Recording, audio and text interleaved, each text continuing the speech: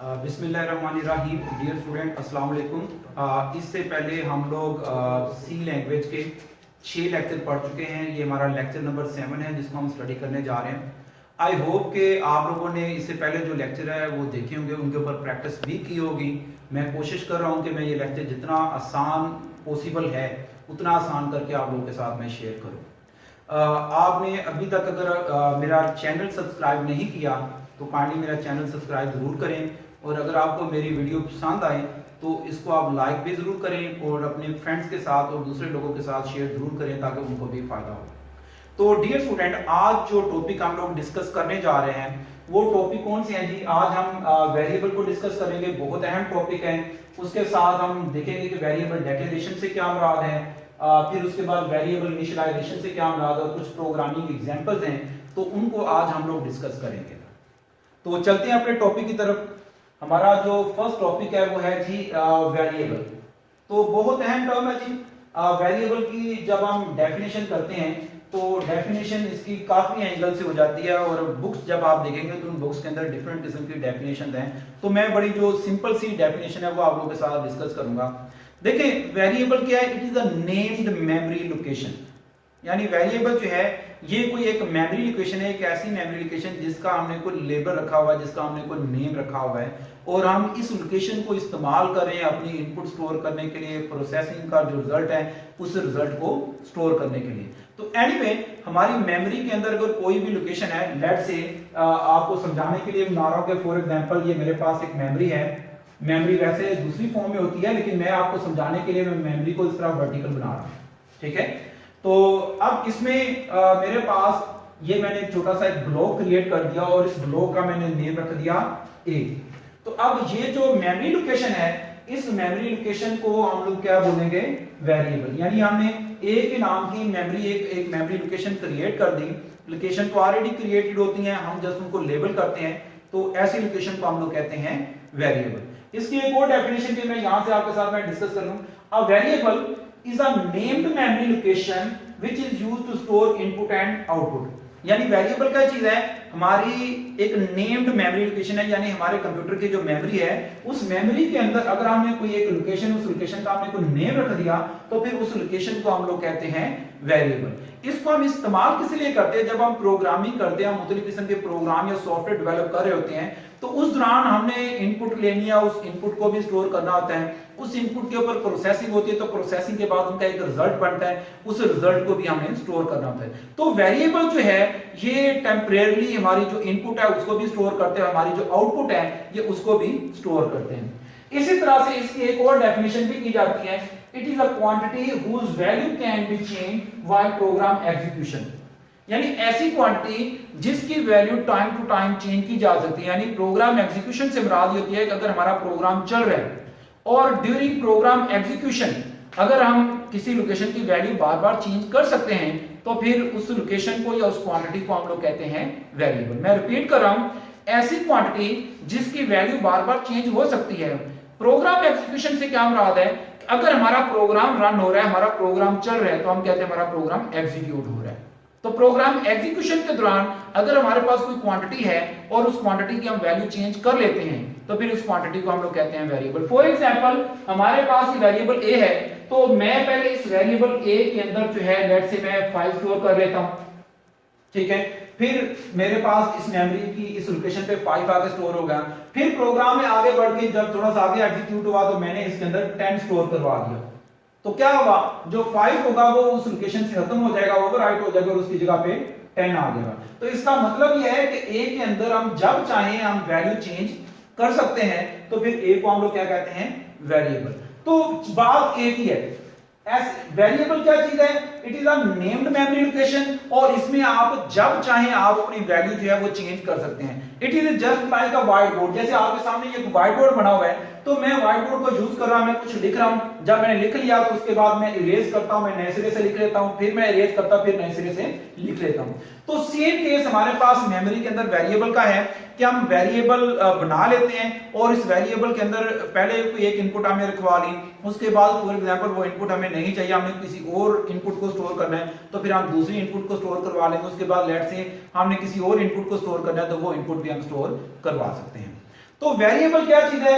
Variable named memory location है, एक ऐसी मेमोरी लोकेशन जिसका कोई नेम होता है, और इस लोकेशन पे आप जब चाहे अपनी वैल्यू चेंज कर सकते हैं प्रोग्राम एग्जीक्यूशन के दौरान।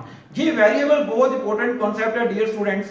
आज के बाद जितने भी लेक्चर्स होंगे, हर लेक्चर के अंदर आप वेरिएबल का इस्तेमाल किसी ना किसी हवाले से जरूर देखेंगे। इसका कॉन्सेप्ट क्लियर होना बड़ा जरूरी है, क्योंकि आगे प्रोग्रामिंग के अंदर आपकी पूरी की पूरी जो प्रोग्रामिंग है वो वेरिएबल के साथ ही चलेगी। तो वेरिएबल का आइडिया, वेरिएबल का जो कॉन्सेप्ट है वो आप लोगों को 100% जो है वो क्लियर होना चाहिए। तो ये अभी हमने वेरिएबल जो है इसकी डेफिनेशन डिस्कस की है। तो वेरिएबल के साथ हमारी डिफरेंट किस्म की टर्म्स इस्तेमाल होती हैं। तो देखते हैं जी वेरिएबल के साथ कौन कौन सी टर्म्स हैं और उनका क्या पर्पस है। तो अब सबसे पहले देखें जी वेरिएबल डिक्लेरेशन। वेरिएबल डिक्लेरेशन, तो वेरिएबल डिक्लेरेशन की डेफिनेशन इस तरह से है कि अगर हम कोई डाटा टाइप लिखें और डाटा टाइप के बाद आप कोई वेरिएबल नेम लिख दें तो उसे हम कहते हैं variable declaration. Specifying data type and identifier of variable is known as variable declaration. तो यहां पे दो चीजें आ गई थी, एक डाटा टाइप और दूसरा आइडेंटिफायर। आइडेंटिफायर नेम को कहते हैं, आइडेंटिफायर नेम को कहते हैं। डाटा टाइप क्या चीज है? डाटा टाइप एक कीवर्ड है जो मेमोरी के अंदर लोकेशन को रिजर्व करता है। Data type is a keyword and it is used to reserve a memory space for a particular name.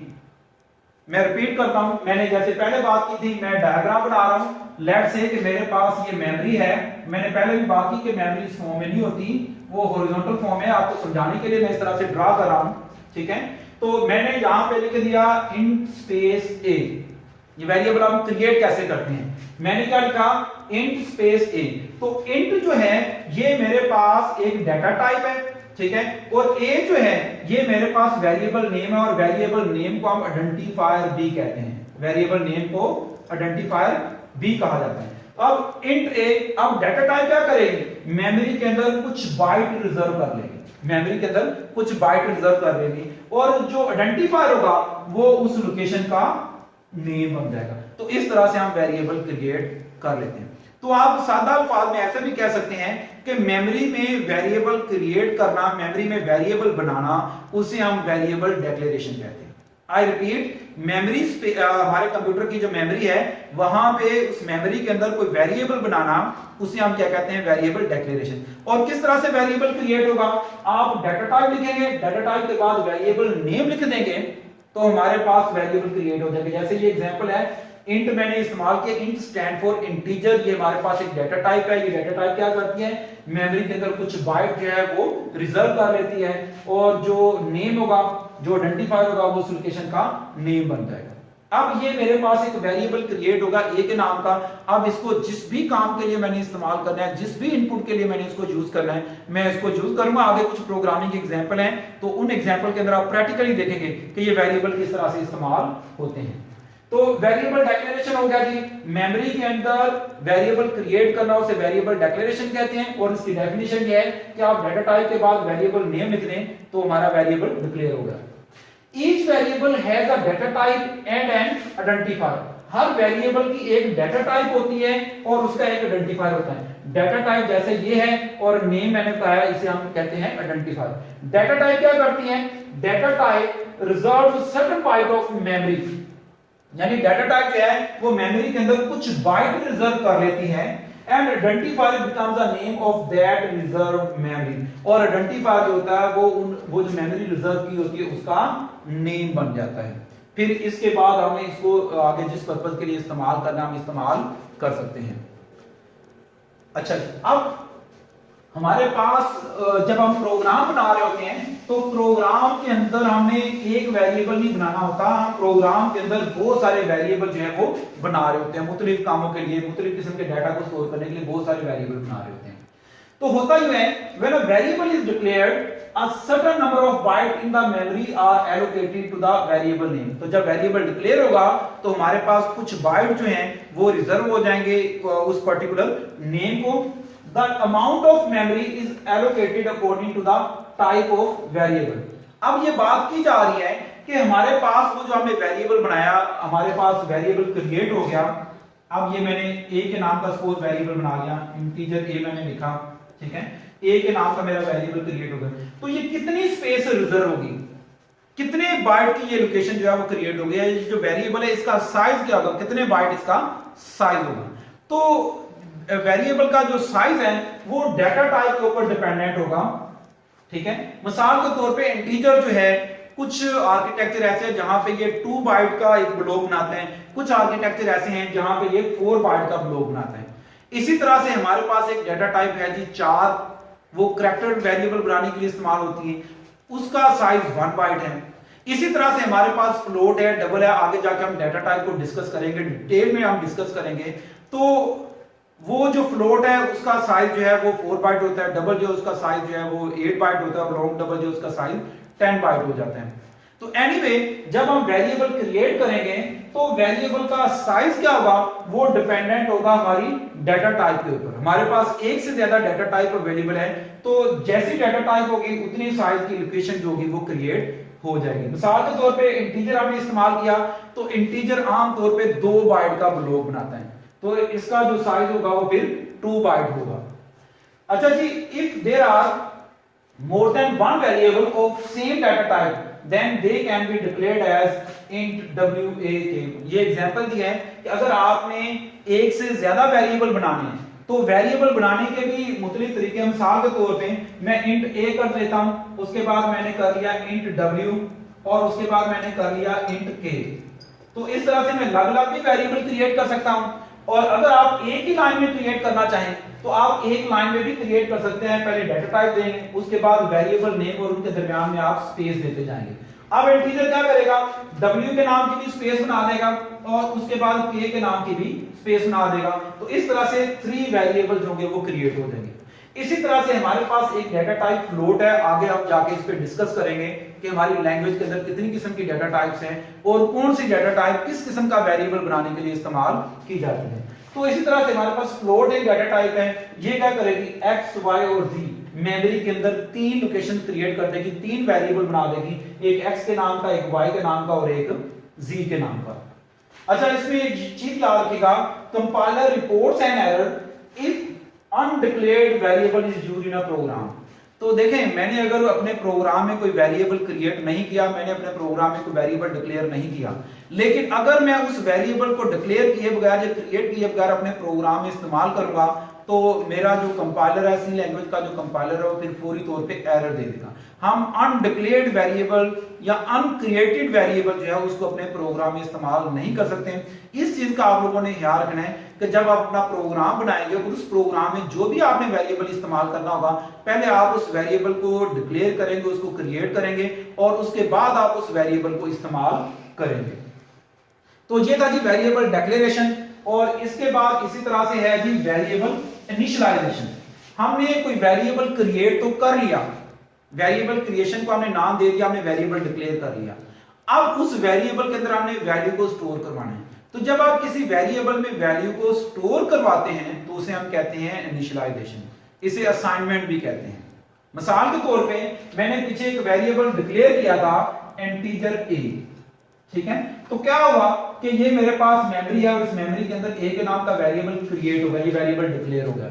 अब मैंने इस लोकेशन पे वैल्यू स्टोर करनी है, तो मैं क्या करूंगा, a इक्वल टू लेट्स से 10, a इक्वल टू 10। तो क्या होगा कि 10 जो होगा मेमोरी के अंदर उस जगह पे जाकर स्टोर हो जाएगा जिस लोकेशन का नेम a होगा। तो a वाली लोकेशन पे क्या स्टोर हो गया, 10। तो किसी लोकेशन पे वैल्यू को स्टोर करना उसे हम कहते हैं वेरिएबल इनिशियलाइजेशन, इसे वेरिएबल असाइनमेंट भी कहते हैं, ठीक है। किसी लोकेशन पे किसी वेरिएबल के अंदर किसी वैल्यू को स्टोर करना उसे हम वेरिएबल इनिशियलाइजेशन कहते हैं। तो देखिए जी, variables are created in RAM. एक चीज याद रखिएगा कि ये जो वेरिएबल्स हैं ये हमारे कंप्यूटर के अंदर रैम है, उस रैम में क्रिएट होते हैं। और रैम जो है वो टेम्परेरी मेमोरी है, तो इसका मतलब इसके अंदर जो वेरिएबल है वो भी टेम्परेरी होंगे। Therefore they store data temporary. तो जैसे मैं बात कर रहा था कि रैम टेम्परेरी मेमोरी है, वेरिएबल रैम के अंदर क्रिएट होंगे तो वेरिएबल भी टेम्परेरी होते हैं, यानी इसके अंदर डाटा आर्जी तौर पे स्टोर होगा। कब तक, जब तक हमारा प्रोग्राम चल रहा है। जो ही हम अपने प्रोग्राम को ऑफ करते हैं तो वेरिएबल के अंदर डाटा जो होगा वो भी सारे का सारा वाइप आउट हो जाएगा, वो भी खत्म हो जाएगा। तो इसमें डाटा जो है वो टेम्परेरी तौर पे स्टोर होता है। C is a strongly typed language। C is a strongly typed language means all variable must be declared before their use। यानी इसका मतलब है C को हम कहते हैं strongly typed language. Strongly typed language क्या होती है? ऐसी लैंग्वेजेस जिनमें पहले वेरिएबल डिक्लेयर होगा फिर आप यूज कर सकते हैं, ऐसी लैंग्वेजेस को हम कहते हैं स्ट्रांगली टाइप्ड लैंग्वेजेस। तो C जो है ये एक स्ट्रांगली टाइप्ड लैंग्वेज है। इसके अंदर अगर हमने कोई वेरिएबल इस्तेमाल करना है तो पहले हमें वो वेरिएबल जो है डिक्लेयर करना पड़ेगा, डिक्लेयर करने के बाद आप उसको इस्तेमाल कर सकते हैं। Variable are used whenever a value is to be changed number of times during program execution. तो वेरिएबल हम आमतौर पे उस वक्त आप बनाते हैं जब आपने एक ही लोकेशन को बार बार मुख्तलिफ वैल्यूज के लिए इस्तेमाल करना हो।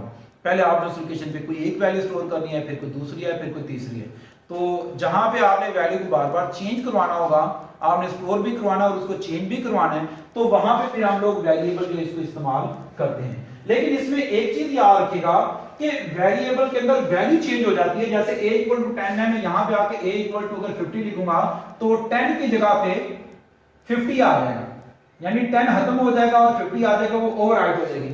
तो वेरिएबल के अंदर हम वैल्यू तो बार बार चेंज कर सकते हैं, लेकिन अगर मैं वेरिएबल नेम चेंज करना चाहूं तो मैं वेरिएबल नेम चेंज नहीं कर सकता। इस चीज का याद है। तो नोट देखें, name of the variable can not be change during program execution. तो प्रोग्राम एग्जीक्यूशन के दौरान वेरिएबल नेम जो है वो चेंज नहीं हो सकता। सिर्फ वेरिएबल की जो वैल्यू है आप उस वैल्यू को चेंज कर सकते हैं। तो एनीवे अभी हम वेरिएबल डिक्लेरेशन पढ़े थे, तो इनिशियलाइजेशन भी जरा साथ देख लें, मैंने भी आपके सामने कर भी दी। Assigning a value to variable using assignment operator is known as variable initialization। तो एक्चुअली ये जो इक्वल साइन आप लोग देख रहे हैं, इस इक्वल साइन को हम कहते हैं असाइनमेंट ऑपरेटर। असाइनमेंट ऑपरेटर, ठीक है जी। ये जो इक्वल है, इस इक्वल को हम पढ़ते हैं असाइनमेंट ऑपरेटर। तो असाइनमेंट ऑपरेटर की मदद से किसी वैल्यू को वेरिएबल में स्टोर करवाना, उसे हम कहते हैं वेरिएबल इनिशियलाइजेशन। तो ये जो स्टेटमेंट है ये वेरिएबल इनिशियलाइजेशन की एग्जांपल है। यहां पे हम क्या कर रहे हैं, वैल्यू को वेरिएबल ए के अंदर हम स्टोर करवा रहे हैं। In initialization the value stored at a space in a memory where the variable name exist. यानी जहां पे हमारी वैल्यू मेमोरी के अंदर उस लोकेशन पे जाकर स्टोर होगी जहां पे वो नेम एग्जिस्ट करता होगा। अब एग्जांपल ये दिया है a इक्वल टू 50। तो अब a हमारे पास एक वेरिएबल है, तो असाइनमेंट ऑपरेटर क्या करेगा, 50 को मेमोरी के अंदर उस लोकेशन पे स्टोर करवाएगा जिस लोकेशन का नेम a है। मैं रिपीट कर रहा हूं, ये इक्वल जो है ये हमारे पास असाइनमेंट ऑपरेटर है। इसका काम क्या है कि ये वैल्यू को मेमोरी में उस लोकेशन पे स्टोर करवाएगा जिस लोकेशन का नेम a होगा। Here a is a variable name, ठीक है, ये वेरिएबल नेम है। और ये स्टेटमेंट जो है इसे हम बोलेंगे वेरिएबल इनिशियलाइजेशन या वेरिएबल असाइनमेंट। तो स्टूडेंट इस तरह से हम लोग वेरिएबल डिक्लेयर करते हैं और वेरिएबल को हम लोग अपने लिए इस्तेमाल करते हैं। तो आगे देखिए जी, when the variable is declared the space allocated to the variable may have meaningless data which is called garbage data। अब एक चीज याद रखिएगा कि जब हम कोई वेरिएबल डिक्लेयर करते हैं तो हो सकता है कि वहां पे पहले से वैल्यू मौजूद हो। मिसाल के तौर पे मैं आपके सामने मैं इस तरह से कर लेता हूं कि सपोज मेरे पास ये एक मेमोरी है। अब इस मेमोरी के अंदर पहले से इस लोकेशन के ऊपर जो है वो कोई ये वैल्यू जो है वो पड़ी हुई है। तो मैंने जब ये लिखा इंटीजर a, तो इंट ने क्या किया, a के नाम की लोकेशन क्रिएट कर दी। अब इस लोकेशन पे ये वैल्यू पहले से मौजूद है। जैसे आपका व्हाइट बोर्ड है, मैंने व्हाइट बोर्ड को यूज करना है, तो जैसे मैं व्हाइट बोर्ड के सामने आया फॉर एग्जांपल इसके ऊपर पहले से कुछ लिखा हुआ है, तो मैंने क्या करना है, उस सारे को रिमूव करना है और फिर उसके ऊपर लिखूंगा। तो इसी तरह से जब वेरिएबल क्रिएट होते हैं ना, तो चूंकि ये मेमोरी में क्रिएट होते हैं और मेमोरी ओवर एंड ओवर इस्तेमाल हो रही होती है, तो पॉसिबल है कि जब आपका वेरिएबल क्रिएट हो तो उस लोकेशन पे पहले से कोई वैल्यू मौजूद हो। अब अगर ये पहले से वैल्यू इसके अंदर मौजूद है, ये हमने तो नहीं रखवाई, ये हमारे किसी काम की नहीं है, तो ऐसी वैल्यू जो वेरिएबल के अंदर पहले से मौजूद हो या उस लोकेशन पे पहले से मौजूद हो, उस वैल्यू को हम लोग कहते हैं गार्बेज डाटा या गार्बेज वैल्यू। इसे गार्बेज का नाम क्यों दिया गया, क्योंकि ये हमारे काम की नहीं है, ये हमने स्टोर नहीं करवाई, और अगर यही वैल्यू अगर किसी जगह पे इस्तेमाल होगी तो वो तुम्हारे सारे रिजल्ट ही खराब कर देगी। ठीक है, तो ये गार्बेज वैल्यू जो है वो नहीं होनी चाहिए। इसका इसको हमें रिमूव करना पड़ेगा। रिमूव करने का तरीकेकार क्या होता है कि आप a इक्वल टू 0 कर देंगे, तो इसका मतलब ये हुआ कि अगर a वाली लोकेशन पे पहले से कोई वैल्यू मौजूद है तो वो सारी वैल्यू खत्म हो जाएगी और उस लोकेशन पे क्या आ जाएगा 0। तो ये एक बेहतरीन तरीका होता है कि जब आप कोई वेरिएबल डिक्लेयर करें, या तो उसमें जो आपने वैल्यू स्टोर करवानी है फौरी तौर पे वो वैल्यू दे दें, या फिर आप उसको 0 के साथ इनिशियलाइज करवा दें। Therefore, it is very necessary to initialize variable before using। तो वेरिएबल को इस्तेमाल करने से पहले वेरिएबल के अंदर वैल्यू को इनिशियलाइज करवाना बड़ा जरूरी है। इसमें भी नोट देख लें, a value can be initialized at the time of its declaration in a single statement। तो एक चीज याद रखिएगा कि जब हम कोई वेरिएबल डिक्लेयर करते हैं तो उसी टाइम में हम उसके अंदर वैल्यू को इनिशियलाइज भी करवा सकते हैं। मिसाल के तौर पे मैं यहाँ पे करता हूँ जी इंटीजर फॉर एग्जांपल x, ये मैंने डिक्लेयर कर दिया, तो मैं इसके साथ ही वैल्यू भी स्टोर करवा integer x equal to let's say 100। अब क्या होगा, इंटीजर x के नाम का वेरिएबल बनाएगा और उस वेरिएबल के अंदर 100 स्टोर होगा। तो एक ही लाइन में आप ना सिर्फ वेरिएबल डिक्लेयर कर सकते हैं बल्कि उसमें वैल्यू भी स्टोर कर सकते हैं। और सिर्फ एक नहीं, आप एक से ज्यादा वेरिएबल के साथ ये काम कर सकते हैं। जैसे आप जरा नीचे देखें, अब variable int a equal to 50 comma b equal to 20। अब इसमें क्या होगा, इंटीजर पहले a के नाम का वेरिएबल क्रिएट करेगा, उसमें 50 स्टोर हो जाएगा, फिर b के नाम का वेरिएबल क्रिएट करेगा, उसमें 20 स्टोर हो जाएगा। यानी एक ही लाइन के अंदर आप मल्टीपल वेरिएबल डिक्लेयर कर सकते हैं और उनके अंदर मल्टीपल वैल्यू जो होती है वो आप स्टोर करवा सकते हैं। तो डियर स्टूडेंट, ये ओवरऑल डिस्क्रिप्शन थी वेरिएबल की कि मैं जरा क्विकली ओवरव्यू कर देता हूं, आगे हम प्रैक्टिकल एग्जांपल करते हैं। वेरिएबल के बारे में मैंने आपको बताया था कि ऐसी मेमोरी लोकेशन जिसका कोई नेम हो और जिसके अंदर आप बार बार वैल्यू चेंज कर सकें, ऐसी मेमोरी लोकेशन को हम कहते हैं वेरिएबल। हर वेरिएबल का अपना एक नेम होगा, हर वेरिएबल की अपनी एक डाटा टाइप होगी। डाटा टाइप मेमोरी के अंदर कुछ बाइट रिजर्व करती है और जो नेम है वो उस लोकेशन का नेम बन जाता है। तो मेमोरी के अंदर वेरिएबल क्रिएट करना उसे वेरिएबल डिक्लेरेशन कहते हैं और उस लोकेशन पे वैल्यू को स्टोर करना उसे हम वेरिएबल इनिशियलाइजेशन कहते हैं। तो ये तो ओवरऑल स्टूडेंट हमारे पास एक डिस्क्रिप्शन थी वेरिएबल की। तो अब हम जरा प्रोग्राम देखते हैं कि प्रोग्राम के अंदर हम वेरिएबल क्रिएट कैसे करेंगे और उसको इस्तेमाल कैसे करेंगे। तो ये आपके सामने एक कोड आ गया, यहाँ पे number sign include studio.h, number sign include pone.h। इसका ऑलरेडी आप लोगों को पता है कि ये हमारे पास प्री प्रोसेसर डायरेक्टिव है और ये हमारे पास हेडर फाइल है। अगेन प्री प्रोसेसर डायरेक्टिव है, ये हमारे पास हेडर फाइल है और मेन हमारा फंक्शन है। तो अब जरा गौर कीजिएगा, अब आपके सामने ये लिखा हुआ है इंटीजर a, b, सम। तो इंटीजर क्या करेगा, लेट्स से ये हमारे कंप्यूटर की मेमोरी है सपोज। अगेन मैं आपको बता रहा हूं कि मैं वर्टिकल आपको समझाने के लिए बना रहा हूं, अदरवाइज मेमोरी का स्ट्रक्चर ऐसा नहीं होता। अच्छा जी, इंटीजर क्या करेगा, a के नाम का एक वेरिएबल क्रिएट कर लेगा, फिर b के नाम का एक वेरिएबल क्रिएट कर लेगा और उसके बाद सम के नाम का एक वेरिएबल क्रिएट कर लेगा। तो हमने क्या किया जी, 3 वेरिएबल क्रिएट कर लिए इंटीजर ने, a, b और सम के नाम के 3 मेमोरी लोकेशन क्रिएट कर लिए। क्लियर स्क्रीन फंक्शन है, ये क्या करेगा, हमारी जो स्क्रीन है आउटपुट विंडो होगी उसको बिल्कुल क्लीन कर देगा। अगर उसके ऊपर पहले से कोई आउटपुट मौजूद है तो उसको रिमूव कर देगा। यहां पे मैंने लिखा जी a इक्वल टू 10, तो इसका मतलब ये असाइनमेंट ऑपरेटर ये क्या करेगा, 10 को मेमोरी में उस लोकेशन पे स्टोर करवा देगा जिस लोकेशन का नेम a है। तो a वाली लोकेशन पे आ गया जी 10।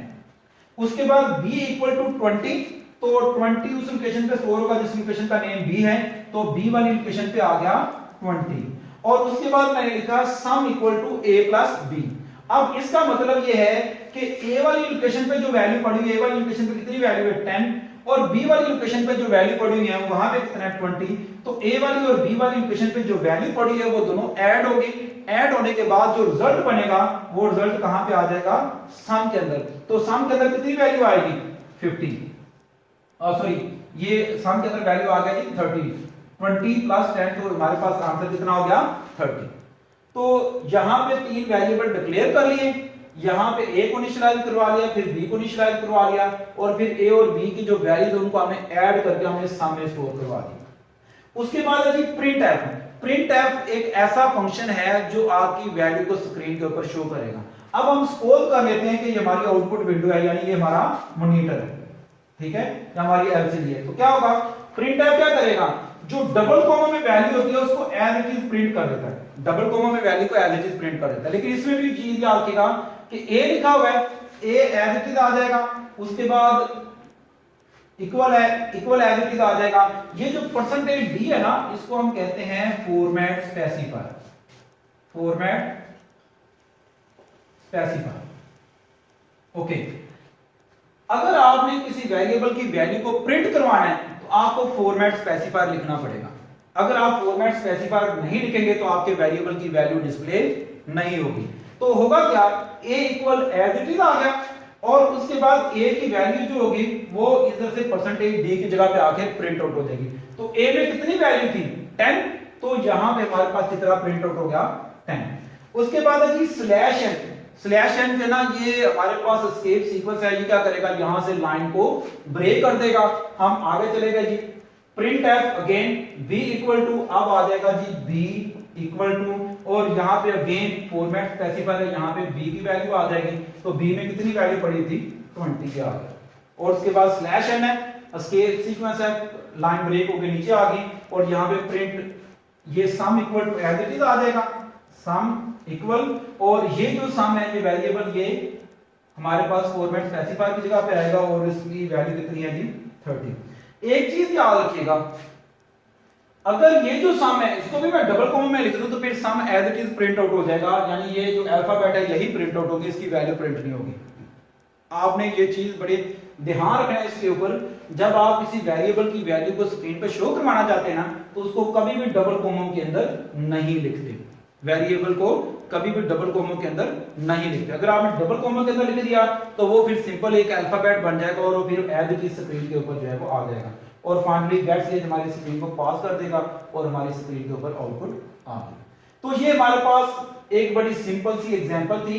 इसके अंदर हमने 3 वेरिएबल पहले डिक्लेयर किए, फिर 2 वेरिएबल को हमने वैल्यू से इनिशियलाइज करवाया, और फिर तीसरे वेरिएबल के अंदर हमने उनका सम रखा, और फिर उसके बाद 3 स्टेटमेंट इस्तेमाल करते हुए वैल्यू हमने स्क्रीन के ऊपर एज आउटपुट शो करवा।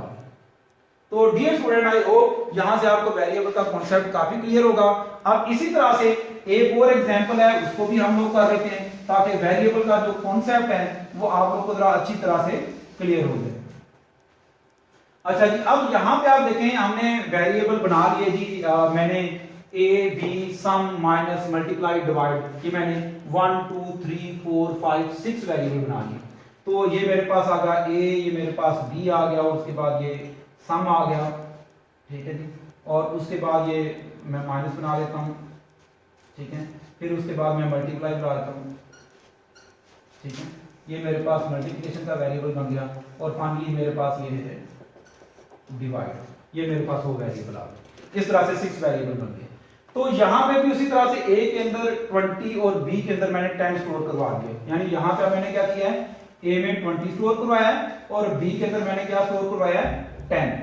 ओके जी, अब उसके बाद sum equal to A plus B, तो सम के अंदर क्या आएगा, दोनों वैल्यू ऐड होके आ जाएंगे, सम के अंदर आ जाएगा जी 30। उसके बाद minus equal to A minus B, यानी 20 माइनस 10, तो आंसर कितना आ गया 10। इस वेरिएबल में 10 स्टोर हो गया। अब यहां पे हमारे पास जब 10 को 20 के साथ मल्टीप्लाई करेंगे तो 200 आएगा, तो यहां पे हमारे पास कितना आ गया जी 200। और इसी तरह से divide equal to A divided by B, जब हम 20 को 10 पे डिवाइड करेंगे तो आंसर हमारे पास आ जाएगा 2। तो हमने क्या किया जी, 6 वेरिएबल क्रिएट कर लिए, ठीक है, 2 वेरिएबल के अंदर डाटा रखा, और बाकी 4 वेरिएबल के अंदर हमने क्या किया, उनके रिजल्ट रखवा लिए। और उसके बाद यहां पे आ गया जी उसी तरह से a equal to 20, b equal to आ गया हमारे पास 10, और उसके बाद सम इक्वल टू हमारे पास 30 आ गया, और उसके बाद आ गया माइनस इक्वल टू 10 आ गया, फिर उसके बाद मल्टीप्लाई आ गया जी, मल्टीप्लाई, ये मल्टीप्लाई में हमारे पास 200 आ गया, और उसके बाद हमारे पास डिवाइड में आ गया जी हमारे पास 2। ये डिवाइड एज इट इज आ जाएगा, और ये इसकी वैल्यू जो है वो यहाँ पे आके प्रिंट आउट हो जाएगी। तो अब डियर स्टूडेंट, ये हमने एक छोटा सा प्रोग्राम बना लिया जिसमें हमने 6 वेरिएबल क्रिएट किए, और इसमें से 2 वेरिएबल के अंदर हमने अपनी इनपुट स्टोर करवाई, और बाकी के अंदर हमने अपना रिजल्ट स्टोर करवा लिया। तो प्रोग्राम तो हमारा बन गया। ये प्रोग्राम इस तरह से हमारी आउटपुट भी शो कर देगा, हमारा रिजल्ट भी शो कर देगा। लेकिन एक चीज याद रखिए कि ये बड़ा सादा सा प्रोग्राम था और इतने वेरिएबल की जरूरत नहीं थी जितने वेरिएबल हम लोगों ने यहाँ पे क्रिएट किए हैं, ये हम 3 वेरिएबल से भी ये सारा काम ले सकते थे। तो आगे जाके हम लोग उसको भी डिस्कस करेंगे। तो अब डियर स्टूडेंट, मैंने यहां पे क्या किया है कि वही जो 6 वेरिएबल वाला काम था वो मैंने 3 वेरिएबल के अंदर मैंने कन्वर्ट कर दिया। प्रोग्राम वही है, आउटपुट वही आएगी, लेकिन यहां पे वेरिएबल जरा देखिएगा कितने इस्तेमाल हो रहे हैं, ए बी और रिजल्ट, यानी हमारे पास सिर्फ ये 3 वेरिएबल इस्तेमाल हो रहे हैं। तो यहां पे मैंने ए के नाम का वेरिएबल बना दिया, बी के, और उसके बाद मैंने रिजल्ट के नाम का वेरिएबल बना दिया। तो अब आप जरा देखेगा कि इन्हीं 3 वेरिएबल की मदद से हमारा काम कैसे होगा कि ए के अंदर 20 है, बी के अंदर 10 है। ओके, अब ये printf ने a की वैल्यू प्रिंट कर दी, इस printf ने b की वैल्यू प्रिंट कर दी, और उसके बाद मैंने लिखा result equal to a plus b। तो रिजल्ट में कितना आ गया 30। तो नेक्स्ट स्टेटमेंट में क्या किया, सम इक्वल टू रिजल्ट, यानी रिजल्ट की वैल्यू इस परसेंटेज d में, तो और यहां पे हमारे पास क्या आ गया, सम इक्वल टू 30। उसके बाद आगे देखेंगे अगली statement, result equal to a minus b, result equal to a minus B, यानी a की वैल्यू से b माइनस होगा, 20 माइनस 10, आंसर कितना आ जाएगा 10। तो रिजल्ट में आ जाएगा 10। तो रिजल्ट में पहले क्या पड़ा हुआ था 30, इस स्टेटमेंट का रिजल्ट। तो अब चूंकि जब ये स्टेटमेंट चलेगी तो ये वाला रिजल्ट खत्म हो जाएगा, यानी इसके अंदर 30 खत्म हो गए, इसकी जगह पे क्या आ गया 10। अब उसके बाद माइनस इक्वल टू, तो मेरे पास ये रिजल्ट आ जाएगा माइनस इक्वल टू 10। उसके बाद जब ये लाइन आएगी result equal to a into B, तो आंसर 200 बनेगा। तो रिजल्ट के अंदर जो 10 था वो खत्म हो जाएगा और उसकी जगह पे क्या आ जाएगा 200। तो उसके बाद आपने उसको भी प्रिंट आउट करवा लिया, मल्टीप्लाई इक्वल टू 200। उसके बाद result equal to a slash b mean a divided by b। तो जब a को b पे डिवाइड करेंगे तो आंसर हमारे पास बनेगा 2। 200 खत्म हो गया, उसमें क्या आ गया 2, और आ गया जी साथ ही डिवाइड इक्वल टू 2। तो अब डियर स्टूडेंट इसमें देखें, मैंने वो जो 6 वेरिएबल थे उसको कन्वर्ट कर दिया 3 वेरिएबल। मैं क्या कर रहा हूं, पहले जो रिजल्ट वाली लोकेशन है उसको सम स्टोर करने के लिए रखा, और जैसे इसमें सम स्टोर हुआ उसको हमने प्रिंट आउट करवा लिया। प्रिंट करवाने के बाद हमें सम की जरूरत नहीं थी, हमने क्या किया उसी में माइनस स्टोर करवा लिया, माइनस स्टोर करवा के उसको भी प्रिंट आउट करवा लिया। फिर उसी के अंदर हमने मल्टीप्लिकेशन स्टोर करवा के उसको प्रिंट करवा लिया, फिर उसमें डिवाइड स्टोर करवा के उसका हमने प्रिंट आउट करवा लिया। तो अब आप गौर करें तो रिजल्ट वाली जो लोकेशन है ये बार बार इस्तेमाल हो रही है, पहले इसके अंदर सम स्टोर हुआ, फिर माइनस, फिर मल्टीप्लिकेशन, फिर डिवीजन। तो यही वेरिएबल का कॉन्सेप्ट था कि आप एक ही लोकेशन को मुख्तलिफ टाइम में मुख्तलिफ वैल्यू को स्टोर करने के लिए इस्तेमाल कर सकते थे।